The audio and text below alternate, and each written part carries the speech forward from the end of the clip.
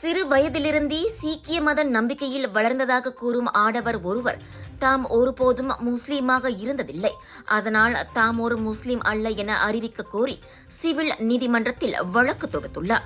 28 வயதான அவ்வாடவர் கடந்த ஆண்டு டிசம்பர் 4ஆம் தேதி கோலாலம்பூர் உயர் நீதிமன்றத்தில் அந்த வழக்கை பதிவு செய்தார். எனினும் அவ்வாடவரின் மதத்தை தீர்மானிக்கும் அதிகாரம் ஷரியா நீதிமன்றத்திற்கு மட்டுமே இருக்கிறது. அதனால் அவ்வழக்கை தள்ளுபடி செய்ய கோரி கூட்டரசு பிரதேச இஸ்லாமிய மத கவுன்சில் மனு செய்திருக்கிறது. 2007ஆம் ஆண்டு காலமான அவ்வாடவரின் தாயார் 1993ஆம் ஆண்டு பாகிஸ்தான் நாட்டவரை திருமணம் செய்து கொண்டதால் இஸ்லாத்தை தழுவியுள்ளார்.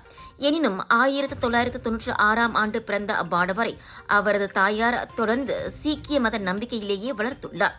அதனால் தாம் இதுவரை பள்ளிவாசலுக்கு சென்றதில்லை, நோன்பை கடைபிடித்ததில்லை, ஹலால் உணவு முறையை பின்பற்றியதில்லை, ஜக்காட்டை செலுத்தியதும் இல்லை என அந்த ஆடவர் தனது மனுவில் குறிப்பிட்டிருக்கிறார். பள்ளியில் SPM தேர்வு எழுதும் போது கூட இஸ்லாமிய கல்வித் தேர்வுக்கு தாம் அமரவில்லை என அவர் குறிப்பிட்டார். எனவே சீக்கிய கோவிலுக்கு சென்று சீக்கிய மத நம்பிக்கை அடிப்படையில் வாழும் தம்மை ஒரு முஸ்லிம் அல்ல என நீதிமன்றம் அறிவிக்க வேண்டும் என அவர் கோரியிருக்கின்றார்.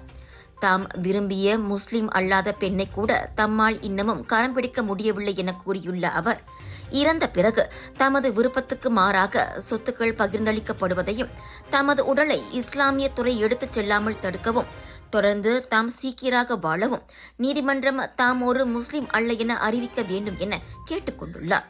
அவரது வழக்கை எதிர்த்து கூட்டரசு பிரதேச இஸ்லாமிய மத கவுன்சில் செய்திருக்கும் மனு எதிர்வரும் செப்டம்பர் 30ஆம் தேதி கோலாலம்பூர் உயர் நீதிமன்றத்தில் செவிமடுக்கப்படும்.